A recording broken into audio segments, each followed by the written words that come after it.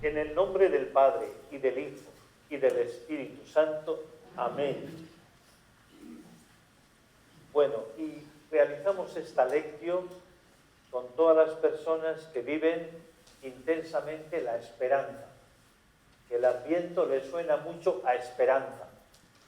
Y también, pues con todas las comunidades y todas las personas que siguen esta lección con nosotros, que son muchos. Y bueno, y queremos agradeceros la oración y el cariño que habéis mostrado en esta semana con nuestra comunidad, que como ya quizás sabéis, pues han vivido la Pascua, han fallecido dos hermanos. José Vicente, que le gustaba venir a la lección, y también Manuel, que también era asiduo de la lección. Realmente gozaba estando aquí con nosotros. Bueno, entonces gracias por vuestra compañía, vuestro cariño, que es muy importante, lo mismo que es importante que todos nos mostremos cercanos cuando vienen momentos difíciles. Bien, hoy vamos a hacer la lección del segundo domingo de Adviento. No olvidamos que estamos en Adviento. Y el texto es de Mateo 3, 1, 12. Hemos dejado ya a nuestro gran amigo el evangelista Lucas y ahora vamos a entrar durante todo este año en el ciclo A con nuestro, espero que llegue a ser gran amigo, el evangelista Mateo. Bueno, y para invocar al Espíritu, que siempre comenzamos invocando al Espíritu, hemos escogido un texto precioso del beato María Eugenio del Niño Jesús, un carmelita francés, fundador del Instituto Notre Dame de Vie, Nuestra Señora de la Vida. Bueno, y es un texto realmente precioso, que conviene que no solo ahora, sino como lleváis las hojas, pues podéis releer despacio. Dice así, es una petición que hace él. Dice, quiero pedir para vosotros el Espíritu Santo.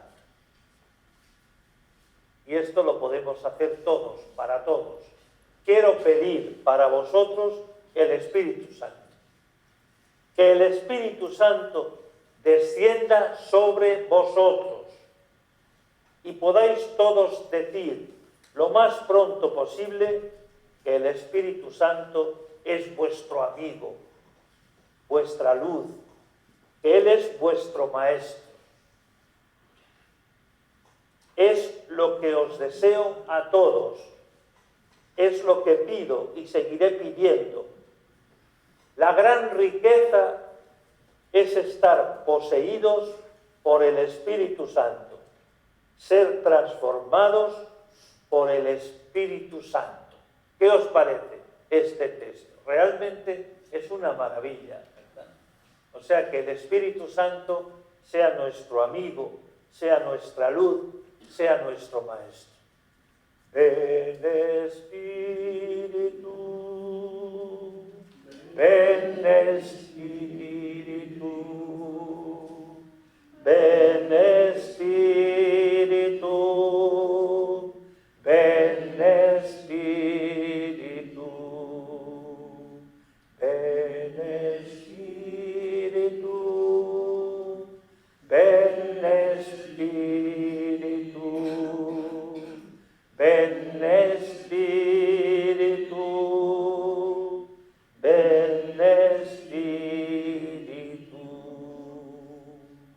Bueno, y siempre, para todo, también para la escucha de la palabra, necesitamos motivación. Y para motivarnos hemos escogido un versículo del Salmo 28, que quizás os suene. Dice así, la voz del Señor se sienta por encima del aguacero. ¿Habíais escuchado esto? Seguramente que sí, ¿verdad? La voz del Señor se sienta por encima del aguacero. Bueno, y esto es realmente una maravilla, porque el aguacero ya sabéis que todo lo destroza, todo lo destruye, el aguacero. Dionisio y Maximiliano han estado mucho tiempo en el desierto de Las Palmas.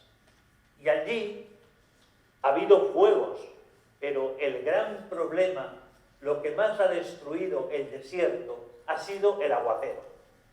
Porque allí viene, está cerca del mar, y viene la gota fría, ¿verdad? Y llueve muchísimo, y el aguacero todo lo destruye. Bueno, entonces, hayamos vivido allí o en otro sitio, siempre hemos visto algún aguacero, cuando todo se lo lleva por delante. Bueno, pues fijaos entonces esta imagen que es preciosa. El aguacero que todo lo destruye, pero el Señor se sienta. Qué imagen tan bonita, ¿no? Se sienta por encima del aguacero. Hay un aguacero, parece que todo se destruye, pero el Señor se sienta. ¿Os acordáis también de una escena que están en la barca y parece que van a naufragar, ¿verdad? Y Jesús está durmiendo y le dicen los discípulos, pero no te importa que perezcamos. Bueno, entonces la voz del Señor se sienta por encima del aguacero. Tengamos los aguaceros que tengamos en la vida, es importante descubrir y vivir esto. La voz del Señor, la palabra del Señor, se sienta por encima del aguacero y nos invita a tener calma. Esta fue la experiencia que tuvo Santa Teresa cuando estaba turbada por la situación. La palabra del Señor en un momento la dejó asegurada, con luz, con fortaleza. Dice ella que se vio en un momento otra persona. Bueno, entonces eso, muy bonito. La voz del Señor se sienta por encima del aguacero. Bien, y también entramos en el texto descubriendo algunas cosas de Mateo. Mateo fue el primer evangelista, el primero que escribió el Evangelio, y se sirvió de materiales de Marcos, de una fuente que se llama la Fuente Q, que fueron unos textos que fueron recogiendo acerca de dichos y acciones de Jesús. Bueno, pues el evangelista. Y en este texto que vamos a estudiar hay como tres partes. Primero, este texto va a hablar del gran precursor, del hombre del Adviento, que es Juan el Bautista. Bueno, junto con María, junto con Juan de la Cruz, son personajes del Adviento. Bueno, entonces, en este texto hay tres partes. Primera parte, bueno, Mateo, deciros que es un excelente pedagogo, y es muy claro, y es un didacta extraordinario. Entonces, en este texto nos presenta tres partes. Primero, ¿de dónde viene y en dónde aparece Juan? Un poquito, ¿cuál es la situación en la que aparece Juan? Segundo, ¿cómo va vestido? ¿Cuál es de qué va ataviado Juan Bautista? Y tercero, algo de su palabra, algo de su mensaje. No todo, pero algo. Vamos a entrar y descubrir esto de Juan, que es el precursor de Jesús. Para Mateo es muy importante esto. Lo que le interesa es sobre todo Jesús. Y por eso habla de Juan en cuanto que nos presenta a Jesús. Bueno, si habéis ido alguna vez a un concierto de música, seguramente que sí. Hay primero, antes de la estrella que va a cantar, hay unos que llaman los teloneros, que son los que cantan al principio y preparan un poquito el ambiente. Bueno, pues Mateo es como si nos dijera, Juan Bautista va a preparar el ambiente, va a preparar lo que viene después. ¿Y qué es lo que viene después? Lo que viene después es Jesús. Lo más importante es Jesús. Bien, Él es el precursor de Jesús. Y dicho esto, pues vamos a proclamar la palabra de este Evangelio que nos va a proclamar Dioniset, en este día de su santo. El Señor esté con vosotros. Y con tu espíritu. Lectura del Santo Evangelio según San Mateo. Gloria a ti, Señor. Por aquellos días, Juan el Bautista se presentó en el desierto de Judea predicando: convertíos, porque está cerca el reino de los cielos. Este es el que anunció el profeta Isaías diciendo: voz del que grita en el desierto, preparad el camino del Señor, allanad sus senderos. Juan llevaba un vestido de piel de camello, con una correa de cuero a la cintura, y se alimentaba de saltamontes y miel silvestre. Y acudía a él toda la gente de Jerusalén, de Judea y de la comarca del Jordán. Confesaban sus pecados y él los bautizaba en el río. Al ver que muchos fariseos y saduceos venían a que los bautizara, les dijo: raza de víboras, ¿quién os ha enseñado a escapar del castigo inminente? Dad el fruto que pide la conversión. Y no os hagáis ilusiones pensando: tenemos por padre a Abraham. Pues os digo que Dios es capaz de sacar hijos de Abraham de estas piedras. Ya toca el hacha la raíz de los árboles, y todo árbol que no dé buen fruto será talado y echado al fuego. Yo os bautizo con agua para que os convirtáis, pero el que viene detrás de mí es más fuerte que yo, y no merezco ni llevarle las sandalias. Él os bautizará con Espíritu Santo y fuego. Él tiene el bieldo de la mano, aventará su barba, reunirá su trigo en el granero y quemará la paja en una hoguera que no se apaga. Palabra del Señor. Gloria a ti, Señor Jesús. Bueno, agradecemos mucho a Dionisio, que nos ha proclamado esta palabra. Es un ministerio precioso.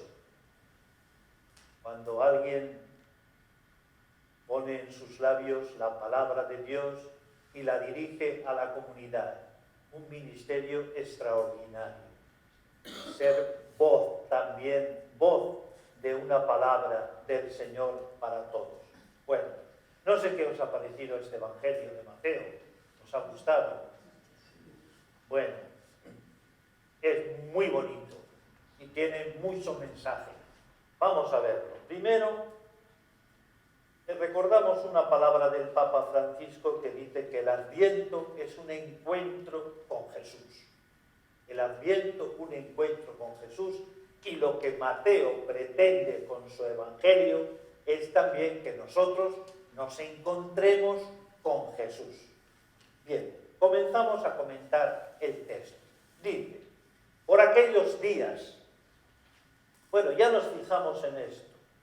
Por aquellos días es una fórmula que aparece en Mateo y que aparece también en los profetas. Por ejemplo, si habéis participado en la Eucaristía de hoy, en la primera lectura del profeta Isaías, también empieza así. Recordaréis si habéis participado. En aquel día, en aquellos días, bueno, entonces, por aquellos días es una fórmula que una fórmula profética para decirnos que comienza el tiempo final. El tiempo final es el tiempo nuevo, el tiempo de Jesús. Esto es lo primero, ya así empieza. En aquellos días estamos atentos porque va a aparecer lo nuevo, lo sorprendente, Jesús. Seguimos. Juan Bautista. Juan Bautista se presentó en el desierto de Judea. Juan, como hemos dicho, es la figura del Adviento, porque se presenta para dar un mensaje de otro, para dar el mensaje de Jesús. Y por eso Juan es el que nos ayuda a preparar el Adviento. Y es importante también destacar esto. Según muchos estudiosos de la Biblia, Jesús estuvo vinculado al movimiento de Juan Bautista. Juan Bautista creó un movimiento, tenía discípulos, y Jesús seguramente participó de este movimiento. Y también Juan Bautista participó de otro movimiento más amplio que habréis oído hablar de Qumran. Qumran es el lugar donde vivía un grupo de discípulos de la luz y que recientemente se han encontrado en las montañas donde estaba esta comunidad, se han encontrado vasijas con textos de la Biblia, ¿verdad? Qumran. Entonces, Qumran, Juan Bautista, movimientos como que veían algo nuevo. Imaginad que en este momento también, donde parece que no pasa nada, pues pasan cosas. Y hay personas que viven con fuego y con intensidad, como que han descubierto algo nuevo. Sorprende porque nosotros que tenemos la novedad entre las manos, a veces lo vivimos de una forma cansada. Pero hoy hay personas, grupos, que viven con pasión y con entusiasmo. En tiempo de Jesús, Juan Bautista y su movimiento, Qumran y su movimiento. Seguramente que Jesús estuvo en contacto con Juan y con Qumran. Bueno, después seguimos. Se presentó en el desierto de Judea. Bueno, el desierto, sabéis que es muy importante dentro de la Biblia. Por ejemplo, el desierto de Judea, según se baja de Jerusalén a Jericó, al Jordán y al Mar Muerto, todo eso es un desierto.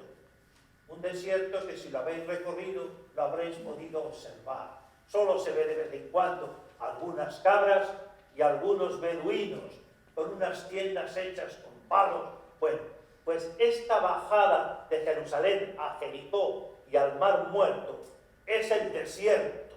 Y el desierto no solo es un lugar geográfico, sino que es un símbolo para el pueblo. Por ejemplo, en el desierto se escondió David cuando fue perseguido por Saúl, porque tenía envidia de que la gente aclamaba más a David que a Saúl, y Saúl quiso matarlo, y David se escondió en el desierto.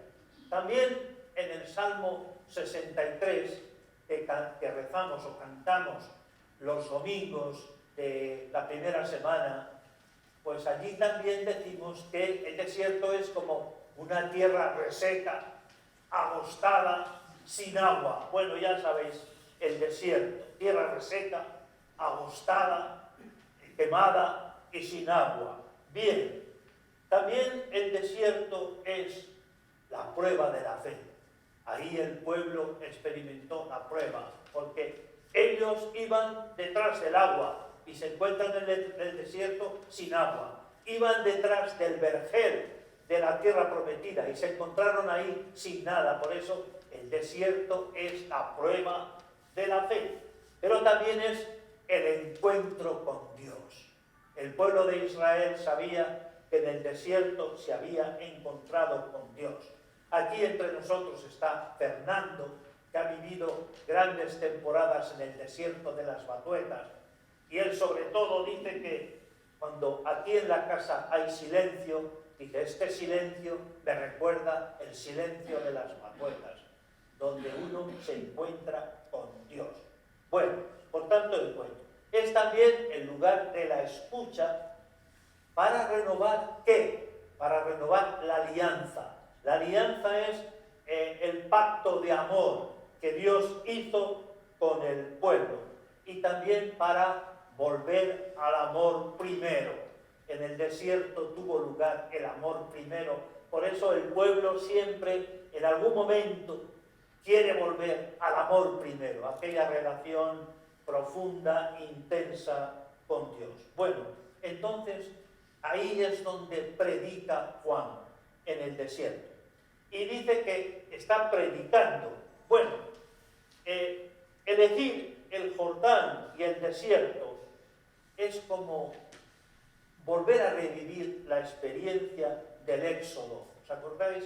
Éxodo, el pueblo esclavo en Egipto, y sale en busca de la tierra prometida, atravesando el desierto y el Jordán. Bueno, pues que Mateo cite aquí desierto y Jordán es como querer revivir para la nueva comunidad la experiencia del Éxodo, que es una nueva relación con Dios. Y esto es para nosotros lo que pretende Mateo, que vivamos una nueva relación con Dios, que salgamos. ¿Os suena esto de iglesia en salida? ¿Os suena? ¿Y quién lo dice tanto? Pues que la iglesia salga de sus seguridades, de estar como dormida, y viva una nueva experiencia de Dios. Bueno, Juan se caracteriza, así como cuando veamos después a Jesús, veremos que Jesús habla, pero también hace, realiza curaciones, realiza gestos. Bueno, pues lo peculiar de Juan es que es un predicador. Es un predicador. Por eso a esta predicación la llamamos pregón. El pregón de lo nuevo.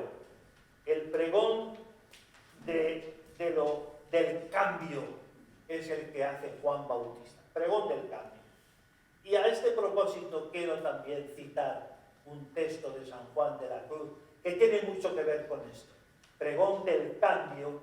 Y Juan de la Cruz dice: oh almas criadas para estas grandezas y para ellas llamadas, ¿qué hacéis? ¿En qué os entretenéis? Vuestras pretensiones son bajezas y vuestras posesiones, lo que creéis que poseéis, son miserias. ¿Qué hacéis? ¿En qué os entretenéis? Creo que Juan de la Cruz expresa muy bien este pregón del cambio que realiza Juan Bautista. Bueno, ¿y qué quiere decir él? Que Dios sigue creyendo en nosotros. Que Dios sigue confiando en nosotros. A pesar de que nosotros muchas veces estamos como despistados, Dios sigue creyendo en nosotros. Y esta experiencia de conversión, bueno, él utiliza un imperativo, convertíos. Convertíos significa ábrete a Jesús, fundamentalmente. No se trata de cambiar algunas cosas de nuestra vida, sino conviértete significa ábrete a Jesús. Y el motivo, porque está cerca el reino de los cielos. Por tanto, la conversión no es un paso atrás, como si dijéramos, bueno, yo me he perdido un poquito con estas cosas y ahora quiero recuperarlas. Sería como recuperar la línea. A veces la perdemos, ¿verdad? Comemos y más de la cuenta y perdemos la línea y entonces decimos, tengo que recuperar.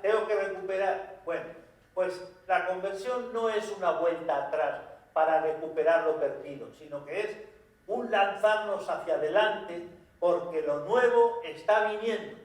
Lo nuevo que es Jesús está llegando. Por eso la conversión es abrirnos a Jesús. Dios sigue creyendo en nosotros. Está implicado en nuestra historia y en la historia de la humanidad. Dios es nuestro futuro. Bien, bueno, pues esto es el primer texto, así que comentamos. Pasamos adelante. Y dice, este es el que anunció el profeta Isaías diciendo, voz del que grita en el desierto, preparad el camino del Señor, allanad sus senderos. Bueno, aquí quiero recordar una cosa que ya sabéis, ¿verdad? Y es que Mateo, a diferencia de Lucas, que escribe para cristianos venidos del mundo grecolatino, por tanto, no judío, Mateo escribe para cristianos procedentes del judaísmo.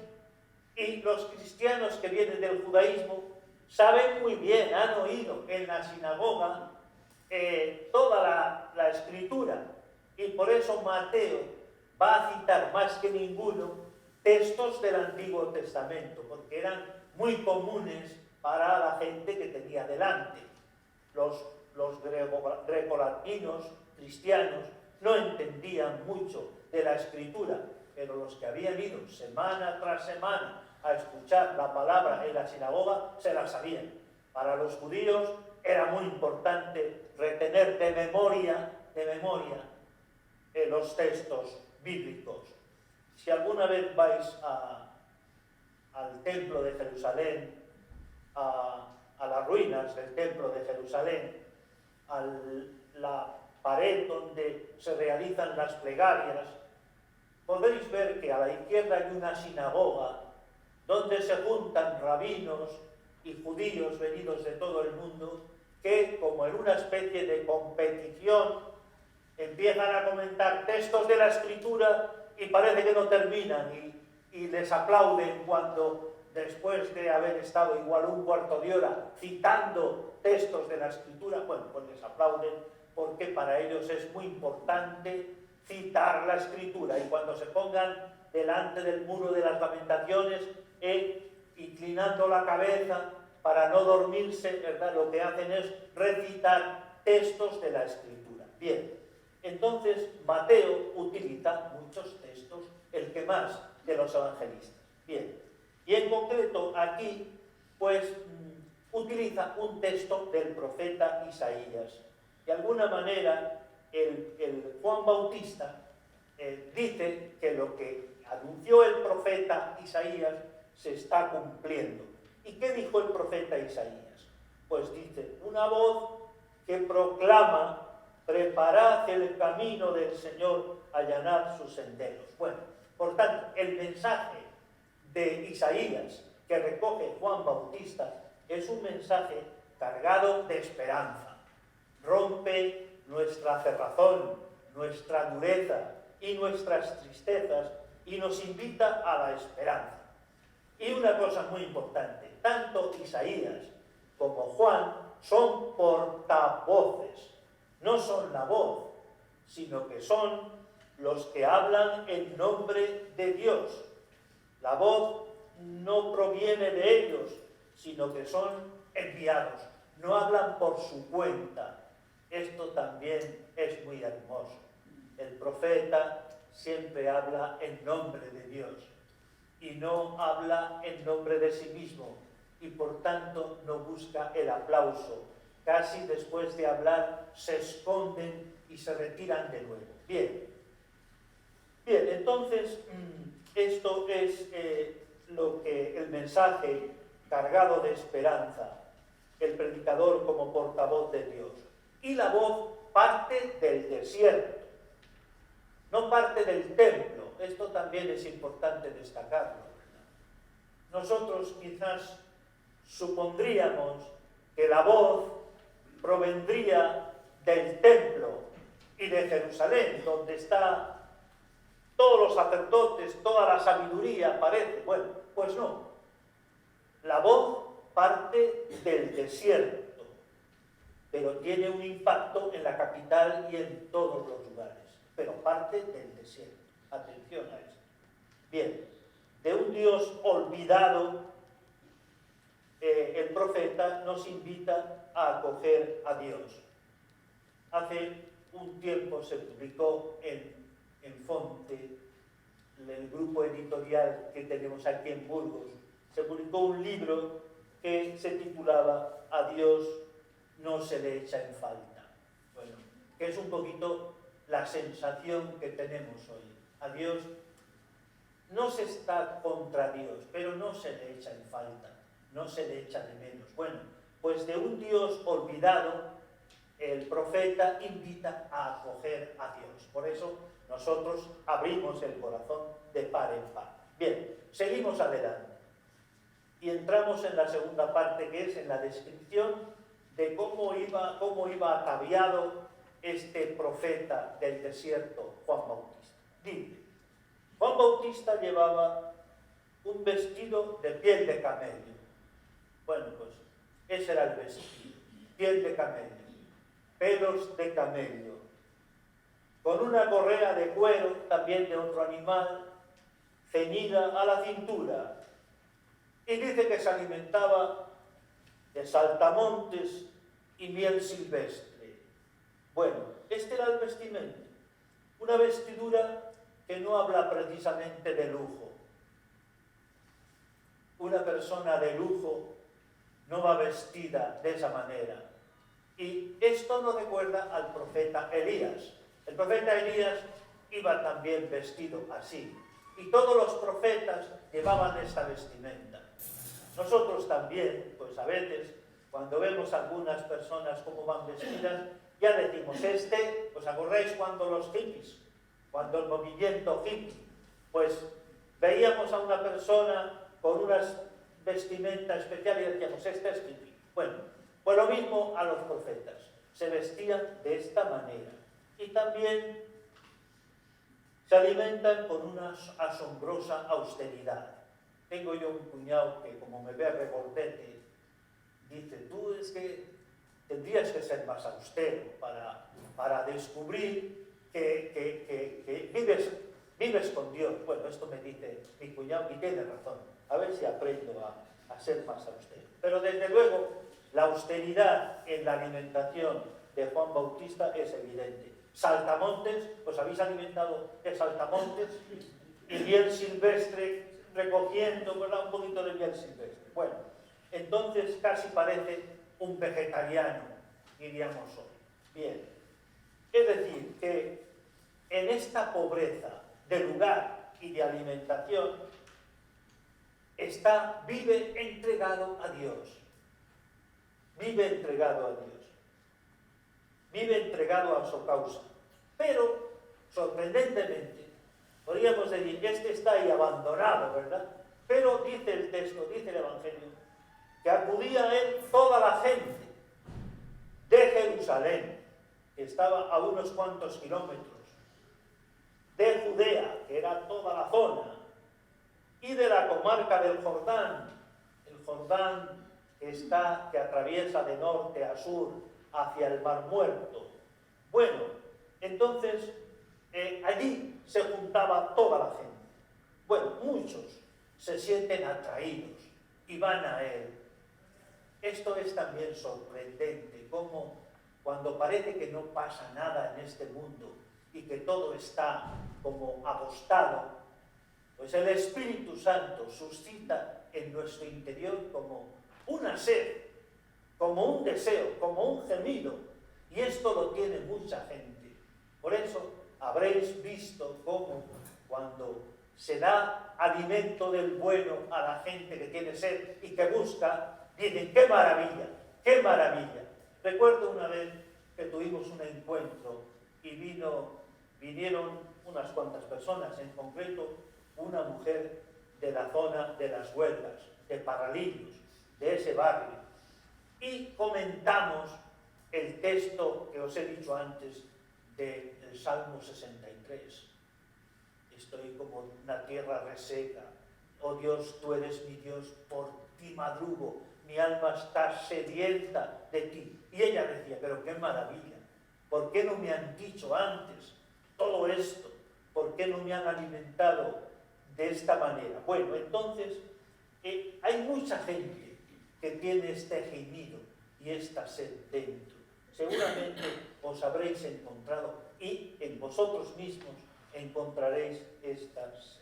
Bueno, ¿qué significa esto? Que hay personas que descubren que en el fondo tienen una vocación a la alianza, al amor, que mi amado es para mí y yo soy para mi amado. Esta experiencia como matrimonial, de encuentro con Dios. Hay muchas personas que lo sienten y a veces lo descubren bien. Y toda esta gente que deciden vivir de una manera nueva, le piden a Juan que los bautice y confiesan los pecados públicamente, no como hacemos nosotros, que a veces nos escondemos para solo que los escuche en la confesión el sacerdote. Estos confesaban sus pecados públicamente, como hacían también las primeras comunidades cristianas. Confiesan sus pecados de forma pública y todos los que están allí son testigos de lo que ha pasado en esa vida. Son testigos de que algo ha pasado. Decía la gente, las muchachas del pueblo decían: ¿qué le ha pasado al hijo de Quis? El hijo de Quis era Saúl. ¿Qué le ha pasado? Que ha venido transformado. Bueno, entonces esto es el milagro, que Juan está en el desierto y allí se apunta muchísima gente y quieren vivir una vida nueva. Bueno, ya hemos dicho, se bautizan, se dejan bautizar por Juan y confiesan sus pecados. Seguimos adelante. Bueno, entre los que acuden a Juan, pues también acuden los fariseos y los saduceos, que se han enterado de que hay una movida en torno a Juan en el desierto y, o bien por cuenta propia o bien enviados por las autoridades religiosas, han acudido y también Juan les ve venir y los distingue, porque la vestimenta de los que vienen pues es muy distinta de la que tiene el pueblo. Entonces vienen fariseos y saduceos. Los fariseos, en los que miran estrictamente toda la ley para cumplirla, pero dejan fuera la misericordia. Y los saduceos, gente prepotente, que no quieren que nadie les robe ni el poder ni el dinero. Vienen a Juan los escribas y los fariseos. Bueno, a que los bauticen también. Vienen, se ponen en la fila. Bueno, aquí podríamos decir, pues qué bueno, que hasta los escribas y fariseos vienen. Pero Juan, que es profeta y sabe ver lo mismo que Jesús, que sabía ver lo interior, les dice, no acepta a los escribas y fariseos, porque tiene la capacidad para discernir, no busca el aplauso, sino que ve. Bueno, entonces les dice, raza de víboras. Tremendo esto, imaginaos, ¿no? Que viene, entonces, en vez de decir, hombre, mira, vienen los escribas y los fariseos, pues qué bueno, no. Les dice una palabra tremenda. Raza de víboras. Bueno, ¿y por qué les dice esto? Raza de víboras. Porque vienen a bautizarse, pero no tienen ganas de cambiar de vida. O sea, vienen como puro espectáculo, ¿verdad? Pues hemos asistido al espectáculo de un lunático que está en el desierto, pero no tienen ganas de cambio. Y entonces le dice unas palabras, Juan les dice unas palabras muy duras. ¿Por qué? Porque raza de víboras les está diciendo que son unos hipócritas, y que son unos falsos, y que son unos engañadores, y que son unos mentirosos. Acordaos, Mateo está hablando a judíos, y para los judíos saben muy bien lo que significa raza de víboras y víbora. ¿Por qué? Pues porque esto le recuerda el Génesis, donde una víbora, una serpiente, engañó a Adán y Eva y les engañó. Entonces, para un judío, decir raza de víboras es decirle, sois falsos, engañadores, sois hipócritas. ¿Os dais cuenta esto? Raza de víboras, alusión a la serpiente que engañó en el jardín del Edén. Bien. Y estos lo que quieren es escapar del juicio inminente, por eso se lavan un poquito por fuera, ¿verdad? Que nos venga el bautismo para escapar del juicio. Pero Juan les dirá, no, de eso nada. Para escapar del juicio hay que dar fruto. Y el fruto, este fruto que pide la conversión, del que habla el texto, pues es compasión, es misericordia, es que nos convirtamos en samaritanos de los que están apaleados por los caminos, es trabajar juntos por un mundo nuevo, el sínodo que ahora estamos viviendo intensamente. El fruto es poner amor donde no lo hay, como decía San Juan de la Cruz. El fruto es sentirnos llamados, como dice el Papa Francisco, a una nueva etapa evangelizadora marcada por la alegría de Jesús. Por tanto, Juan no recibe a fariseos y saduceos y les lanza una buena que se quedaron realmente, pues, profundamente delatados, raza de víboras. Bien, y sigue así, sigue hablándoles a ellos, dice, y no os hagáis ilusiones. No os hagáis ilusiones pensando que nosotros tenemos por padre a Abraham. No os hagáis ilusiones. Pues yo os digo que Dios, Juan está mirando al desierto, que es todo un pedregal.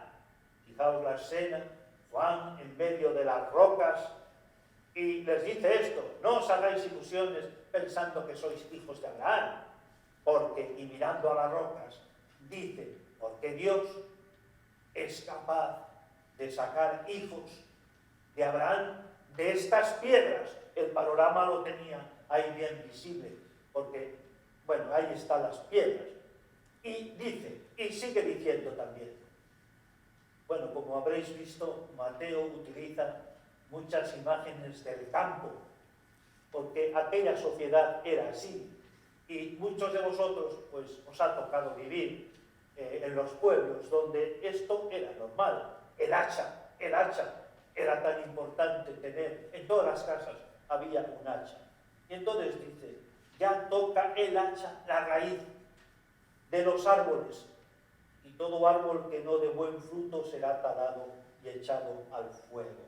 Es decir, que los privilegios de ser del pueblo de Abraham, de ser hijos de Abraham, los privilegios no sirven en el nuevo orden de cosas que viene.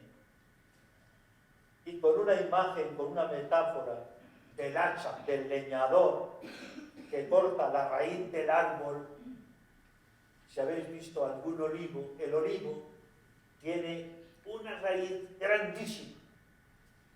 En mi pueblo lo llaman cecua. Cecua tiene un tronco, una raíz tremenda de grande. Bueno, pues el hacha del campesino está puesta a la raíz del árbol, que destruye para renovar. Esto es lo que dice Juan. Destruye una raíz que ya no da fruto para renovar. Bueno, esto asusta y esto es tremendo, porque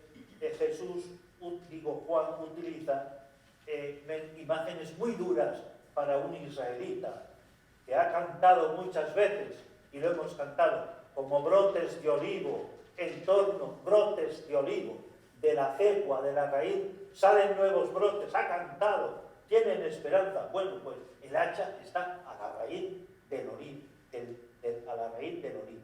Bien, entonces el juicio está aquí a las puertas, y es como si dijera, sin conversión, sin frutos, no hay pueblo de Dios que valga. Todo lo que se creía un privilegio resulta ser inutilidad, aunque se crean árboles frondosos. A ellos sobre todo les gustaba recordar los cedros del Líbano. ¿Os ha tocado ver alguna vez los cedros del Líbano? Son impresionantes. Bueno, pues aunque os creáis árboles frondosos, los mismos serán talados, y no si no dan los frutos que la palabra de Dios pide. Por tanto, Tremendo esto para el pueblo. El pueblo de Dios está en riesgo de ser convertido en fuego. Es decir, está en riesgo de desaparecer.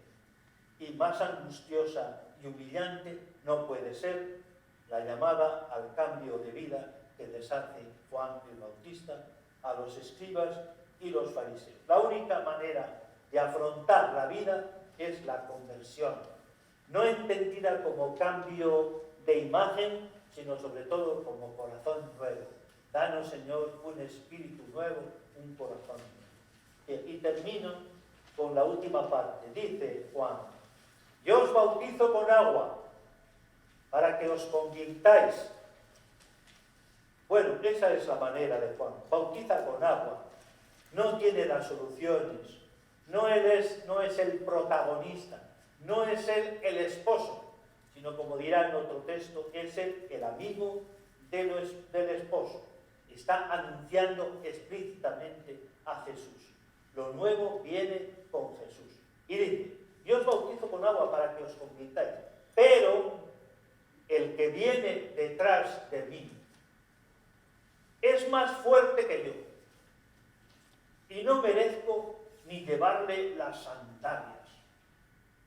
Esta es otra imagen muy bonita, porque los esclavos y los sirvientes en aquella sociedad iban descalzos, solo iban vestidos con sandalias. Las personas bien. Por eso, cuando el hijo pródigo vuelve de su camino, el padre lo que hace rápidamente es ponerle las sandalias para que se considere pues de la casa. Bueno, entonces Juan no merece ni llevar las sandalias del que viene, que es Jesús. Bueno, en él, en Jesús, todo es gracia. Hay un futuro mejor que llena de esperanza. Juan denuncia lo que hemos visto a los escribas y fariseos, pero también anuncia la posibilidad de subsistir está en Jesús, que bautizará no con agua, sino con Espíritu Santo y fuego, un fuego purificador. San Juan de la Cruz, cuya fiesta vamos a celebrar dentro de poquito, a este fuego purificador lo llamará y llama de amor viva. Bueno, un fuego que va, una llama que va al núcleo de la persona. Bien, Jesús que viene es semejante, otra imagen muy bonita, es semejante al campesino. ¿Habéis vivido alguna vez la trilla en vuestros pueblos?